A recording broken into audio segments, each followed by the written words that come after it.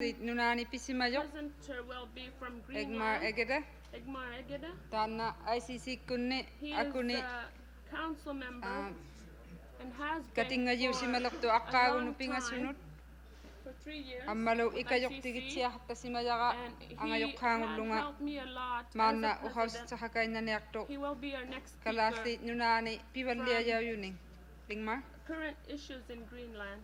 Ingmar?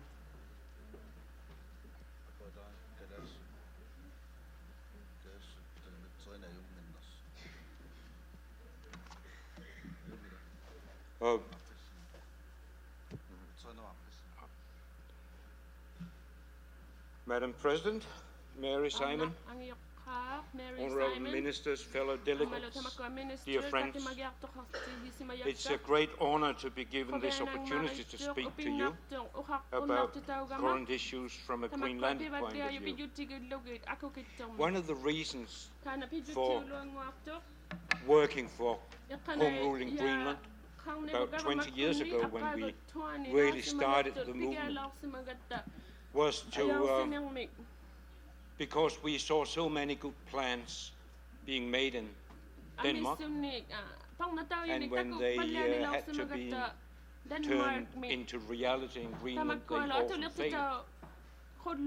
We from the Greenlandic side were blaming the Danes for making bad plans, and the Danes on the other side were blaming us to be unable to put their grand plans into reality. Looking back now, of the 13 years of home rule government, you may say that we got what we asked for. The last years in Greenland, or the last year, they have been very turbulent politically.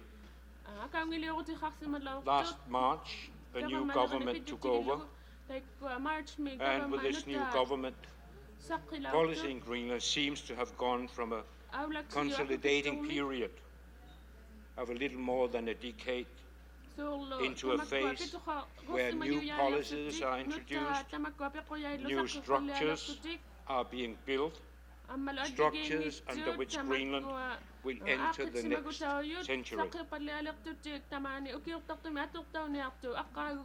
In the years after the inauguration of the Home Rule in 1979, most of the administrative structures remained unchanged. Let me give an example.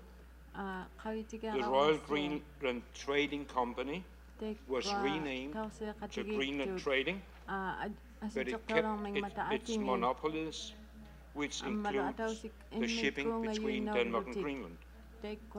It maintained the one-price system, which ensures that whatever you buy in Greenland Trading, you will pay the same price wherever you are in Greenland. The monopoly includes taxed goods like alcohol, tobacco, sugar, and so on, that have to be imported through Greenland Trading. The company has always had a big administration in Denmark as well as in Greenland.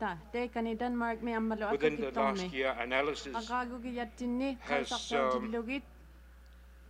been done on this relatively huge company. The analysis has shown that the revenues and the expenses are difficult to separate, as the company's accounting system is non-transparent.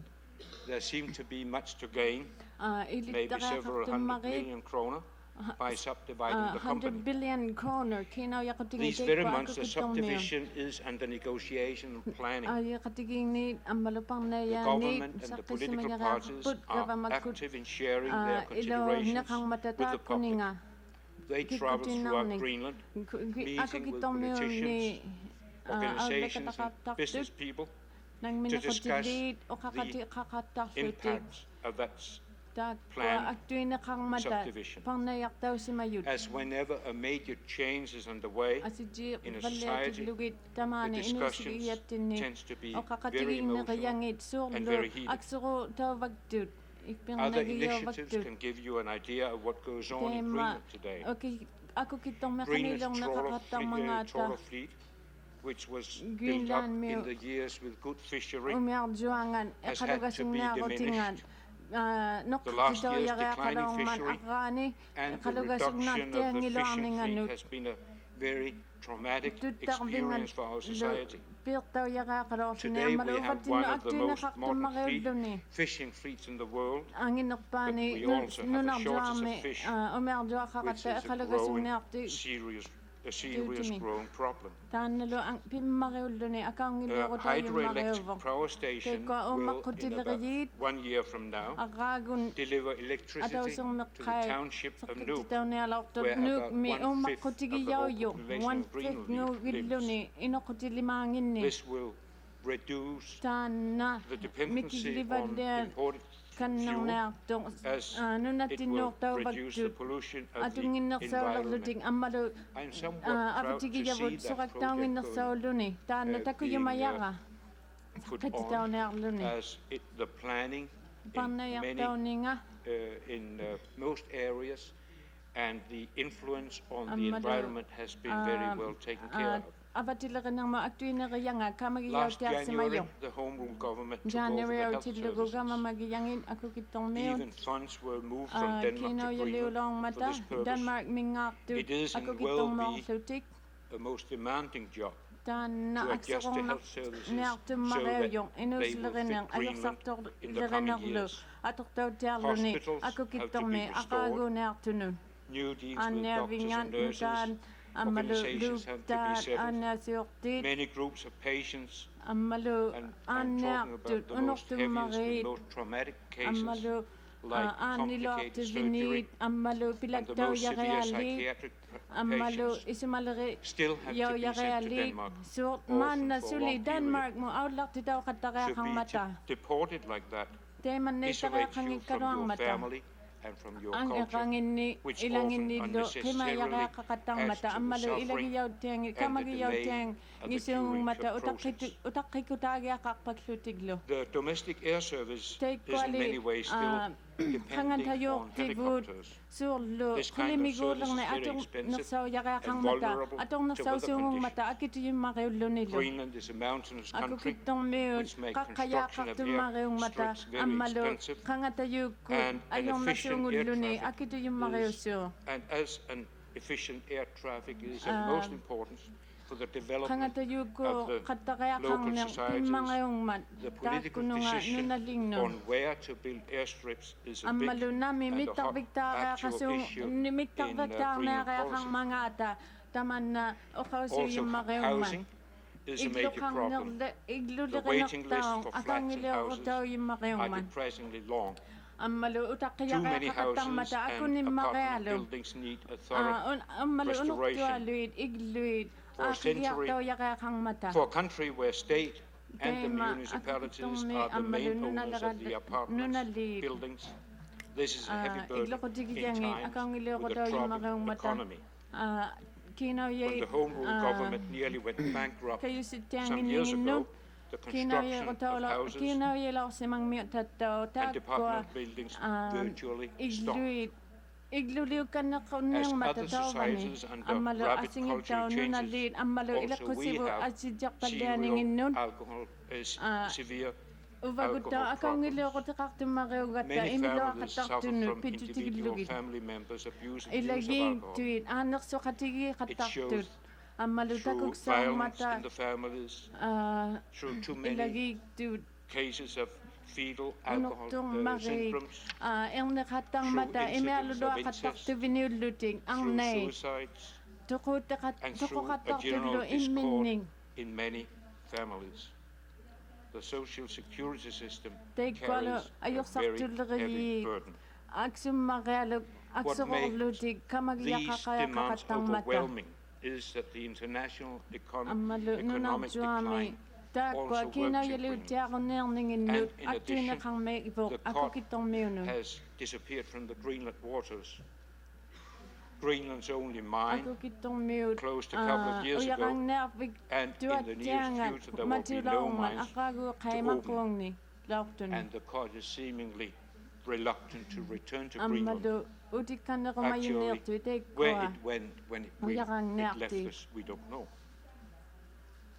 The sea mammals have always been important for the people of Greenland. The different seals, the ringed seal, the birded seal, the hooded seal, the harp seal and the walrus have each played their important role providing us food and clothing. In modern times, the sealskin trade provided an important basis for the economy of our hunting societies. We all remember what happened to this income when the Greenpeace ran their anti-sealskin campaign, and our northern villages are still suffering from the results of that campaign. What the belugas, the narwhals, the bowheads and the humpback whales have meant to our cultures, I do not need to explain to this audience. We also know that the international whaling through centuries have diminished nearly every whale stock around the world, so that a moratorium on all commercial whaling was necessary and actually introduced in 1985. The International Whaling Commission, IWC, was then supposed to, through the next period of 5 years, to make estimates of the whale stocks on which a sustainable management procedure could be made on the remaining healthy whale stocks. At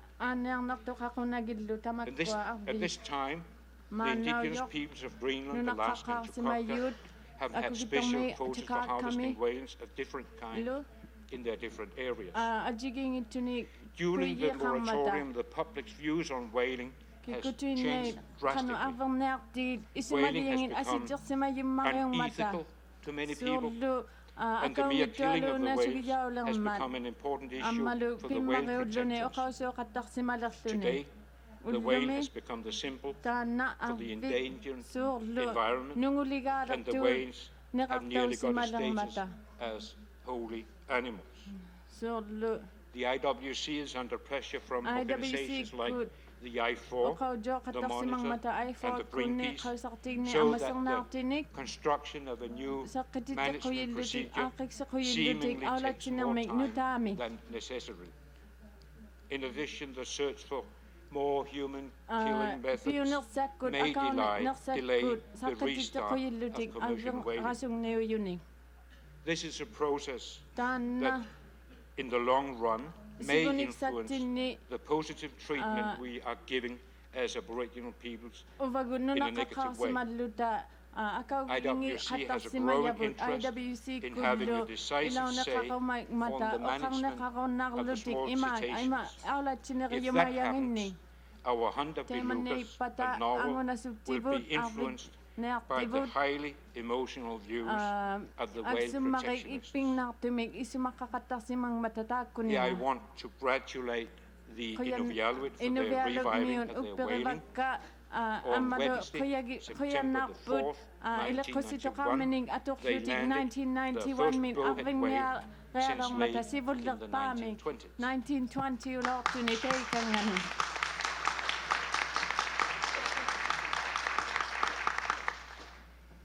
Until now, we have been able to keep the hunt of the beluga and the narwhal out of the hands of the big international organizations. Greenland and the Northwest Territories have created a joint commission to secure a sustainable use of these narwhals, of these whales. The Inuit and the Northwest Borough are in the process of creating a similar joint effort. The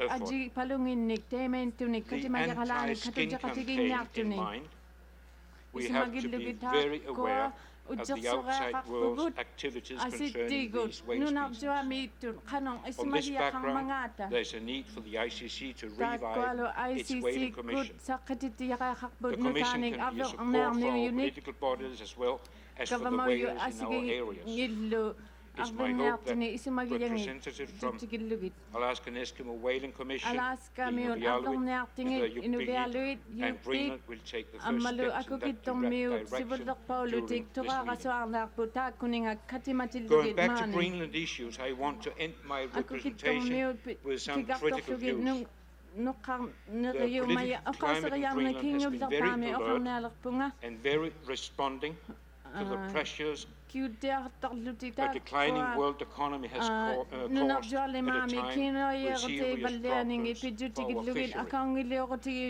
On this background, it is surprising that our future-oriented government until now has paid very little attention to education. Our schools and our education system were fairly advanced and well-functioning at the introduction of the Home Rule in 1979. A strong foundation was built through the 70s as a preparation for the coming Home Rule. There was a potentiality to develop our education system further into something very special and future-oriented. Well, there has been positive developments. New vocational schools have been created, the school system has been adjusted, and new branches have been established at our small university.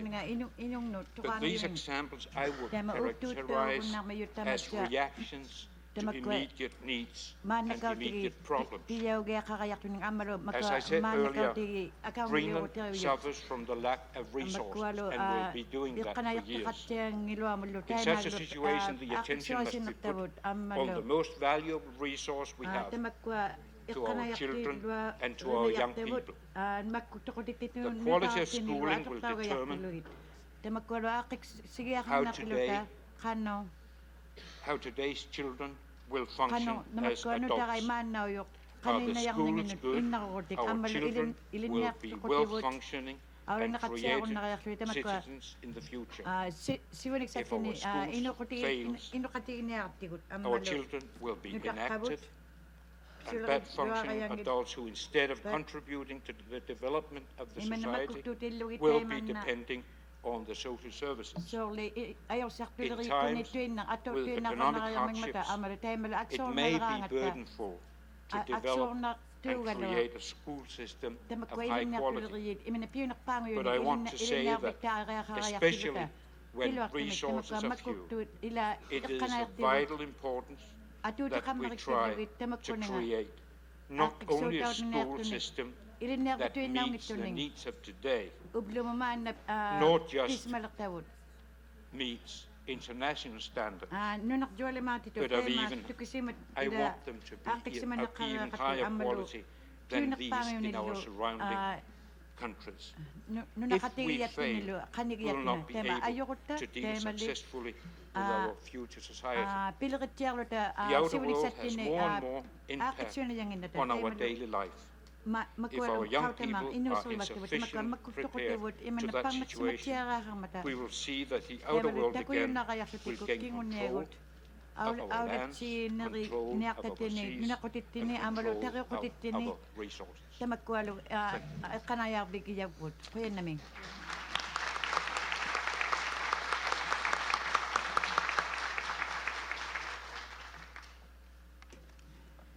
Nakomik Ingmar. Our next speaker is from Canada, from this region. I have had the privilege of working with Rosemarie Kuptana over the last, especially over the last few months, and also when she was the ICC Executive Council. So I'm very happy that she was able to be here, because we are still in the throes of constitutional development here in Canada, and I'm very pleased that she could take the time to come here to participate and be a delegate to this General Assembly. I'd like to call on Rosemarie Kuptana, who is the President of the Inuit Teperitset of Canada. Rosemary.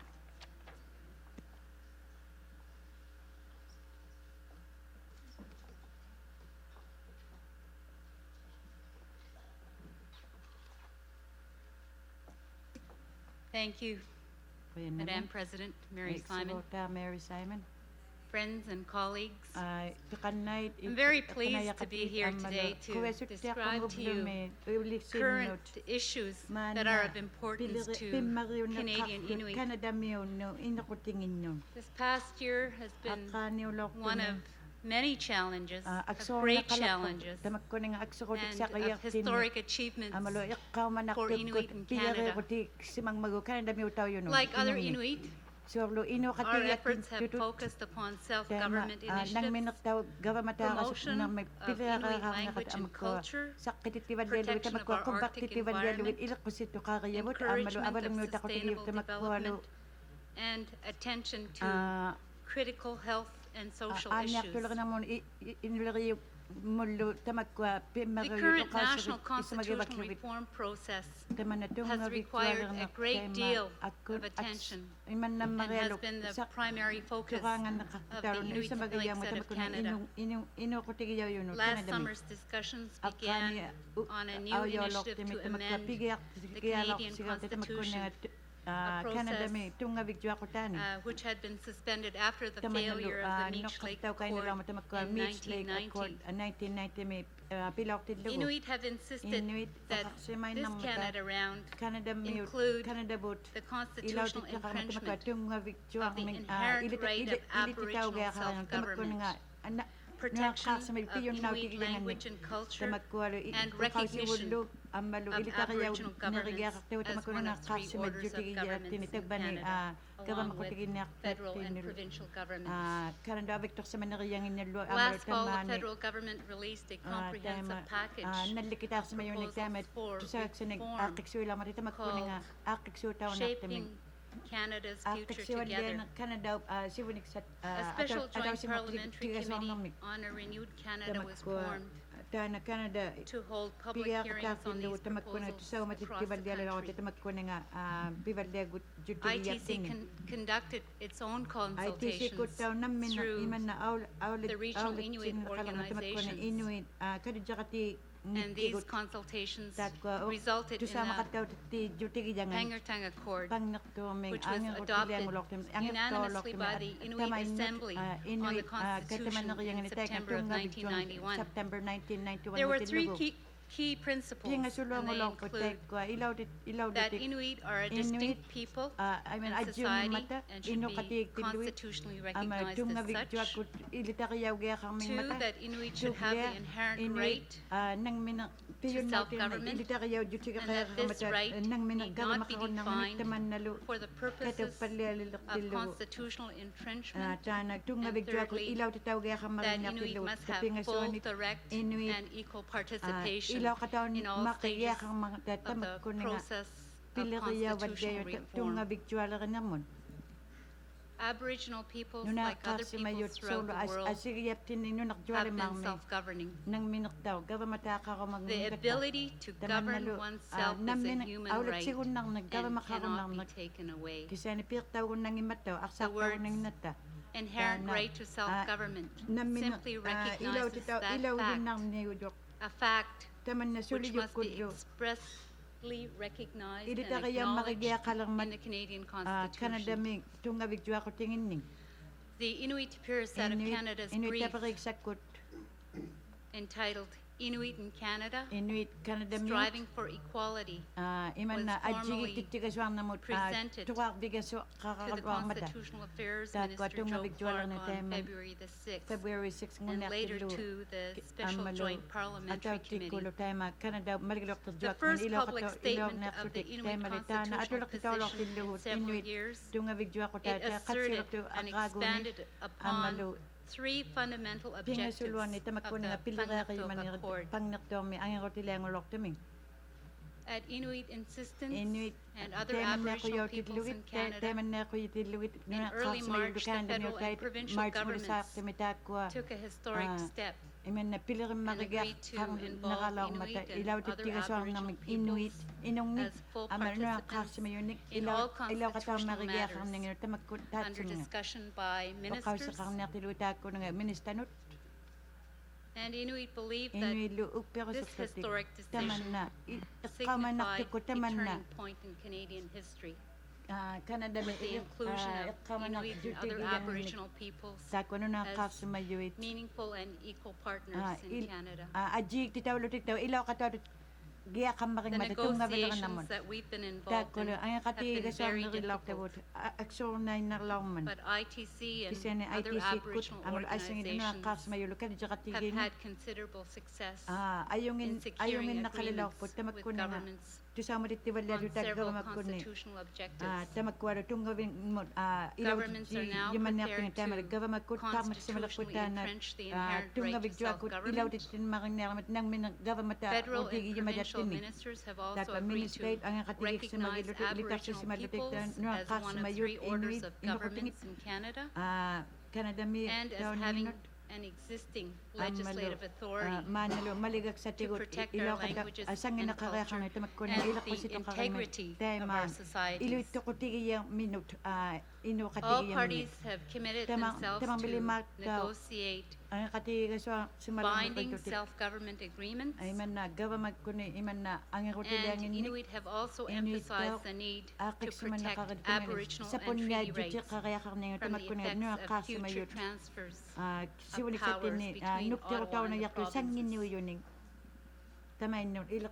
The constitutional talks frequently stalled on the issue of Senate reform. This problem was finally resolved earlier this month when an agreement was reached by the federal government, Aboriginal leaders, and all provincial and federal territorial governments, with the exception of Quebec. However, none of the agreements so far negotiated, including the Aboriginal package, are binding until agreement is achieved on a total package by all parties, including Quebec. However, I must add that Inuit are determined to amend the Canadian Constitution so that our inherent right to self-government is finally entrenched in the Canadian Constitution, that our fundamental human rights are reflected in the highest law of the country. And the Prime Minister of this country must keep his commitment that he made in Vancouver last fall, that there can be no constitutional reform without Aboriginal peoples being involved.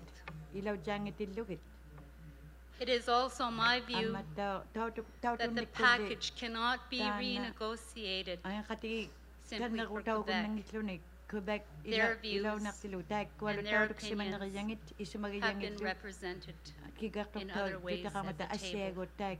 As Inuit, we're willing to look and examine at additional legal wording to comfort the provinces, including Quebec, but the fundamental principles that have been negotiated cannot be reopened, and the federal government must keep their word.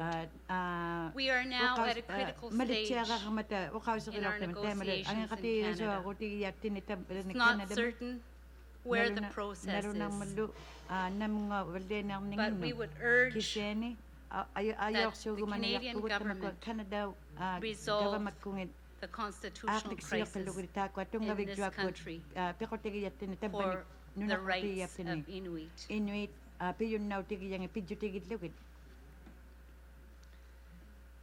Aboriginal self-government initiatives are also taking place in Canada at the regional and local levels. Inuit of the Eastern Arctic recently concluded a final land claims agreement with the Canadian government. This event received significant recognition worldwide. The claims agreement will provide Inuit with substantial land ownership, financial resources, and a new Inuit-controlled government called Nunavut.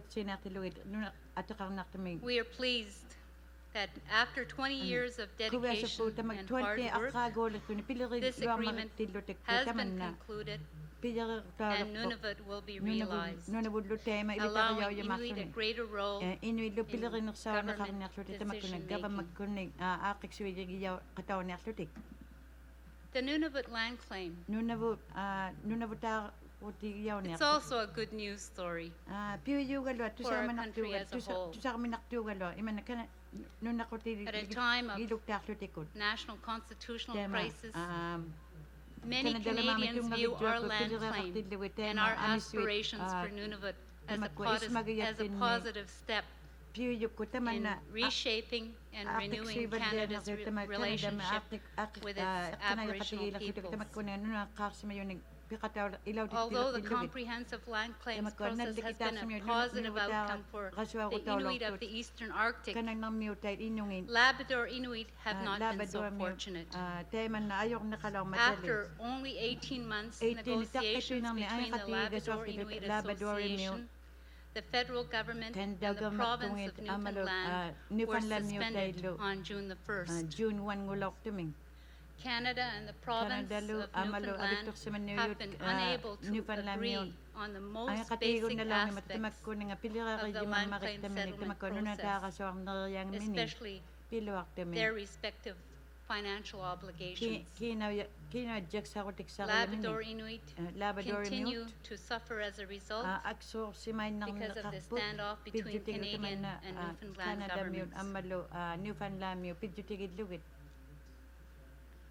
On the international level, we are working closely with the Government of Canada on the proposed Arctic Council, which we believe should involve Aboriginal peoples as equal participants, with the 8 circumpolar governments working together on all issues of importance to Arctic peoples.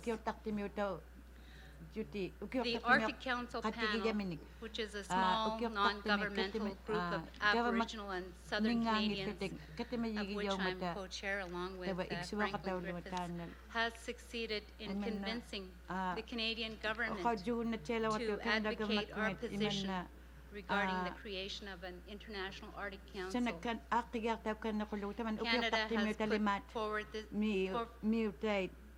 Canada has put forward this view at the first round of talks, which Mary referred to earlier in Ottawa in May of this year. 7 of the Arctic states broadly supported the idea of a new circumpolar institution that would, on the basis of consensus, allow substantial Aboriginal participation in the making of consensus. The United States stood alone in opposing its creation and also questioned the requirement for strong Aboriginal representation. We hope and indeed expect that the United States government will join the other Arctic states in recognizing the need for an Arctic Council. The ITC has also been very active in the area of environmental conservation, protection and identification of problems associated with trans-Arctic environmental pollution and contamination. We have encouraged the government of Canada to proceed quickly with the Arctic environmental strategy and have begun much of the preliminary research on behalf of Inuit. We have also worked closely with Inuit in Northern Quebec and the Northwest Territories on the proposed hydroelectric developments in James Bay. We are trying to ensure that the peoples affected by the proposed project will have their concerns dealt with seriously and that their rights are protected through the environmental assessment process. Another area of concern for Canadian Inuit has been the promotion of Inuit health and well-being. We have continued to bring attention to the serious economic and social conditions in our Arctic communities. In particular, we are working very closely with the government of the Northwest Territories to help identify problems in the current health care delivery system in the Northwest Territories. And finally, the ITC has played a lead role in bringing attention to serious violations of the human rights of Canadian Inuit. One issue in particular has great symbolic significance and important human implications. I speak today of the high Arctic exiles, the Inuit of northern Quebec, who were relocated by the federal government to the high Arctic in the 1950s. In June of 1991, the Canadian Human Rights Commission agreed to a request from the Makivik Corporation and the ITC for an investigation of the claims of the high Arctic exiles. The resulting study affirmed that the relocation of Inuit from northern Quebec to the high Arctic was an insensitive social experiment which was poorly managed by federal officials. This relocation caused great suffering, which is still keenly felt by Inuit today. The report concludes that the Government of Canada failed to meet its fiduciary duties of care, diligence to the relocatees. Inuit agree with the recommendation of the House of Commons nonpartisan Standing Committee on Aboriginal Affairs that the federal government should compensate the people of Grise Fiord and Resolute Bay for their service to Canada and for the wrongdoings that were afflicted upon them. We believe that the Government of Canada must honor the high Arctic exiles' request for the establishment of a heritage trust fund for the relocatees and their descendants. So as you can see, this year has indeed in many ways marked a profound shift in the role of Inuit in Canadian politics. But it has also been the culmination of many, many years of endurance and struggle. Our struggles here in Canada are part of a larger effort by Indigenous peoples around the world to gain proper recognition of our political, cultural, and economic rights. 1993 is the International Year for the world's Indigenous peoples. We welcome the opportunity to discuss our concerns at the international level and to work on the proposed UN Declaration on the Rights of Indigenous Peoples.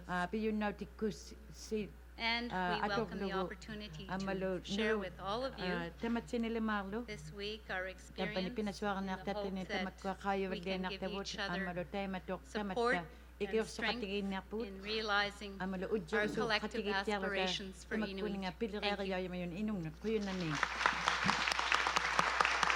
Thank you.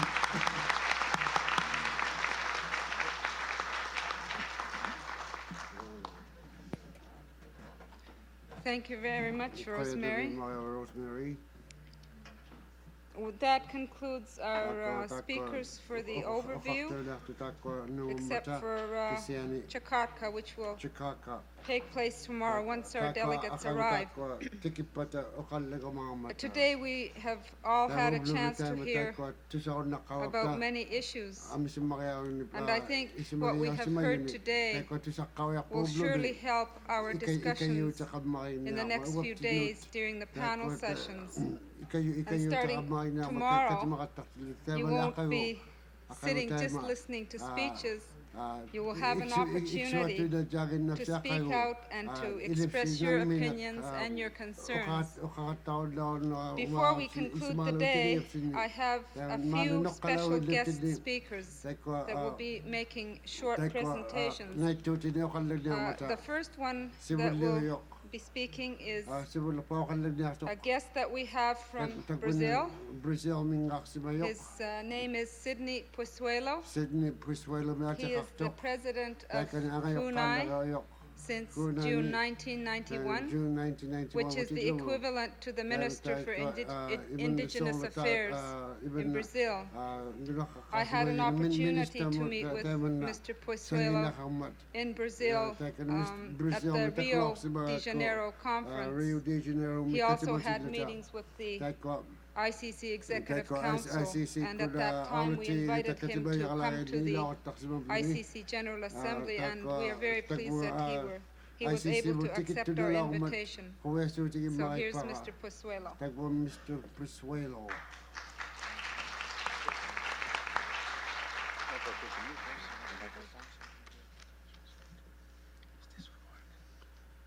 Excelentíssima Senhora Presidente Meire Simon, Excelentíssimo Senhor Sidon, Ministro de Assuntos Indígenas, Excelentíssima Senhora Nelly Cornier, Governadora da Província do Noroeste, Excelentíssimo Senhor Prefeito Dom Patterson e povo Inuit. Madam President Mary Simon, Minister of Indian Affairs, Mr. Sidon, Honorable Governor of the Northern Territories, Mrs. Nelly Cornier, and Honorable Mayor Don Patterson, and Inuit people. Trago uma mensagem de saudação do meu governo ao povo Inuit e ao governo canadense. I bring a message of the best regards of the Brazilian people to the Inuit people and to the Canadian government. É nosso desejo de que esta conferência tenha todos os êxitos possíveis. It is our desire that this conference has all the success possible. Devo também explicar o porquê da presença minha nesta região tão distante de casa. I have also to explain the reason for my visit to this region so far away from my house. Encontrei com a senhora Mary Simon 2 vezes. I met Mrs. Mary Simon twice. A primeira vez em Brasília, Distrito Federal, conversamos muito longamente a respeito de vários assuntos. The first meeting was in Brasilia, the capital of Brazil, in which occasion we talk about various subjects. A segunda vez na conferência do Rio de Janeiro, também por longo tempo conversamos. The second time was during the UNCED conference, ECHO 92, in Rio de Janeiro, in which we talked prolongedly about the problems of both countries.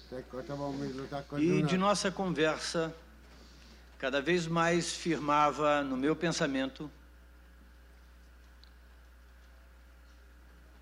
And each time it was more clear in my mind de que o problema dos povos indígenas that the problems of the indigenous peoples é basicamente igual em todo o mundo.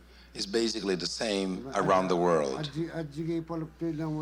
No Brasil, temos problemas similares ao problema canadense. In Brazil, we have similar problems to the Canadian ones. Esses problemas falam de territórios, de desenvolvimento e de preservação ambiental. These problems are about territories, environmental preservation, and development.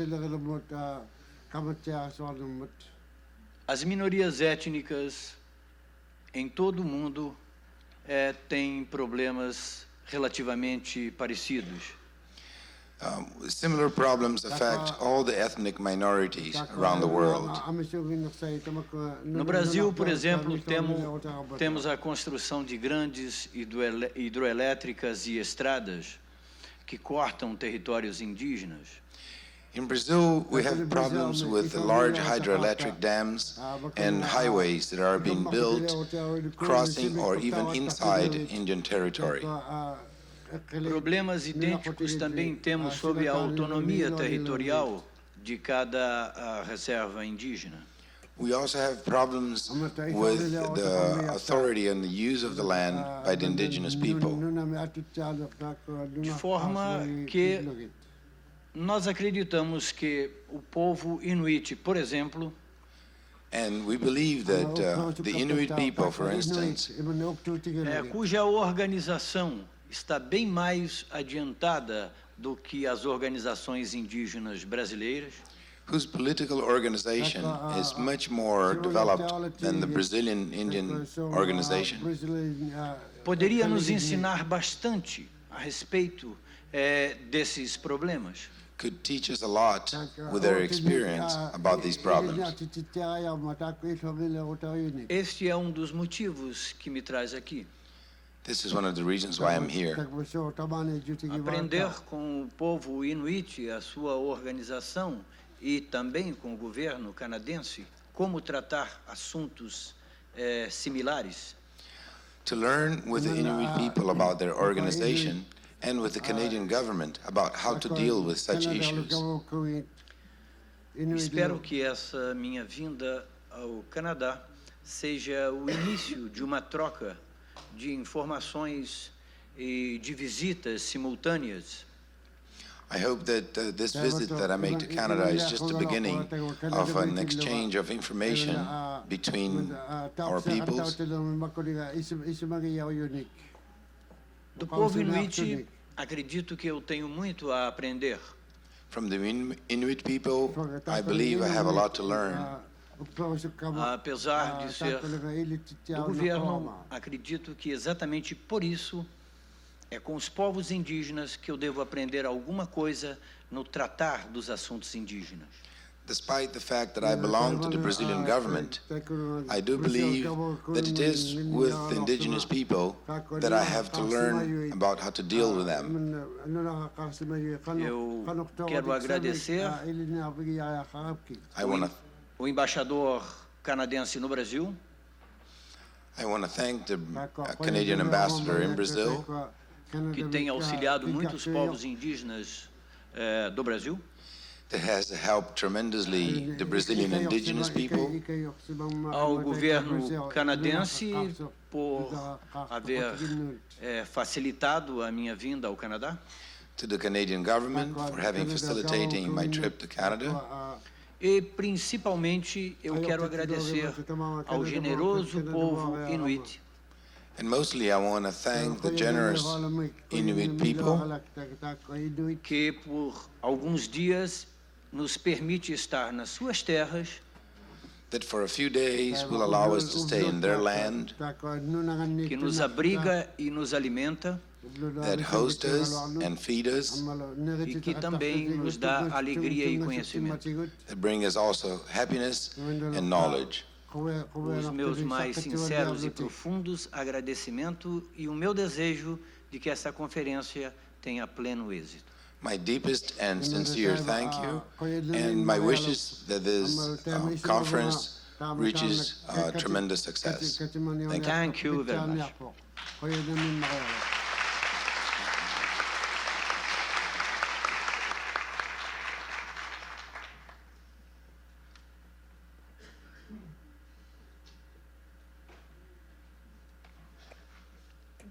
Thank you very much, Mr. Possuelo. Our next special guest speaker, or two of them I should say, are quite special. Back in 1921, the Danish Greenlandic explorer Knud Rasmussen, together with Annavalungaq and Mittep from Thule, traveled from Greenland over the Canadian Arctic, reaching Point Barrow, Alaska, in 1923. The means of transportation was by dog team. Now, almost 70 years later, from Qaanaaq, traveled on dog sled from Greenland through Canada and on to Point Barrow, Alaska, during the spring of 1992, are two people, Unu Flesher and Jens Danielson. The purpose of the trip was to visit their fellow Inuit and to manifest their kinship and cultural relationship with Canadian and Alaskan Inuit. Unu and Jens have come here with their families to greet everyone and to talk about their experiences from the trip, as well as to talk about the unity and the language that we all share. And Jens is now married to a niece of Mittep as well.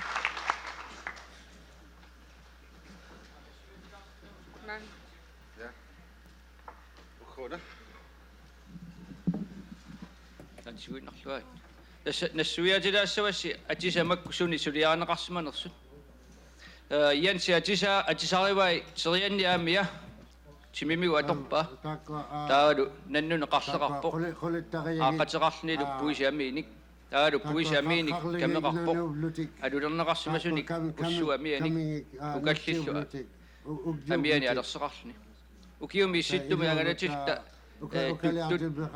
isikkatsiuq qalluussu atortar ilaatsup atorpai timimigu annoraamengit qalluna annoraavi taavalu serianniane qaortama qernertamillu takisoqarpoq arnatoqarpoq taavalu kameqarluni puisiamianik ussuamiani alulinnik taavalu tuttuamiinik alersitaqartuni taanu kappiaartarp nanoqarpoq puisillamiini kameqarluni ugalernissu alerseqarlu qiilallu atisaa ilaatsu atisaat suliaanaqarsmappu kameqarluni naatsermun taima taakka He's going to speak as soon as he takes his clothes off and takes another one. So we get another speaker? No. 5 minutes. So yeah, you can have Desiree to come here. I don't know exactly how fast he could take his clothes off while he's changing. You can say. Okay, Ono is going to be speaking to us from the podium, but first he has to take his winter clothing off because it's just a little bit too warm in here. It's going to take him a few minutes, so perhaps I'll ask our next invited guest to come up and say a few words to the delegates. Desiree Edmar is from Sweden.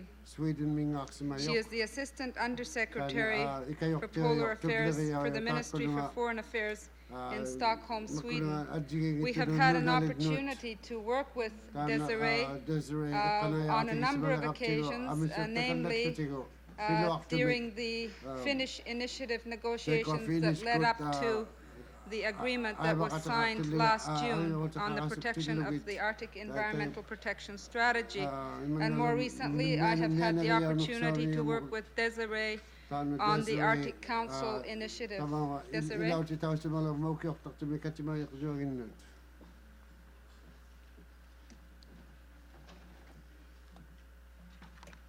Madam President, Yeah, it's ministers, dear friends, ilakalo. I felt greatly honored by the invitation to take part in the 6th General Assembly of the ICC, and I'm very happy indeed to be here. My first brief acquaintance with the ICC dates back to 1985, when I was in Greenland with a group of people who were at that time working out the main directions of Swedish polar policies. On that visit, we were happy to meet the then president of the ICC, Hans Pavia Rosing, whom I have recognized, of course, again here. I was in particular fascinated by the concept of circumpolar cooperation that guided the work of the ICC. Of course, the circle was at that time still only half. It is indeed a moment of great historic importance when your scope today will become truly circumpolar.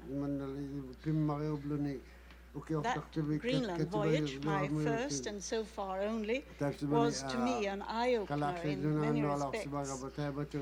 We were a privileged group of visitors, guests of the Danish Minister of Greenland, and we were generously brought around from Sønderstrømfjord, sunny Sonderstorm, as the Americans call it, to Thule Air Base and Karnak, and to Nuuk and its environs. And we were also graciously received by the Home Rule government in the Parliament of Nuuk. In a few days, we were given a rich picture of Greenland of today and Greenland of the future, but also a glimpse of the traditions that this future will be built upon. I shall never forget the contrasts between the high-tech life of the airbase with all the alerts and restrictions and paraphernalia that were considered essential for the very survival of its inhabitants, including, of course, the top of the world club for the sunny nights. And then the people of Karnak, who were simply there, carrying out their everyday activities, as always based on the experience of centuries.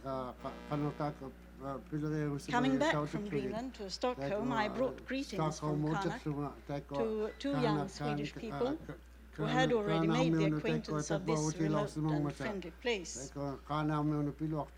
I learned that they'd been there to make a film during 4 long winter months. The film had its premiere in the autumn.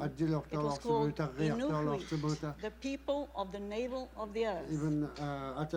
And seeing it brought back again to me the warmth and humanity and dignity of the people whom I had briefly met in June.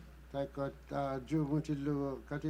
recall especially the sequence of an old man telling the young visitors about his life in younger days. This man had lived through a period of extraordinary changes. With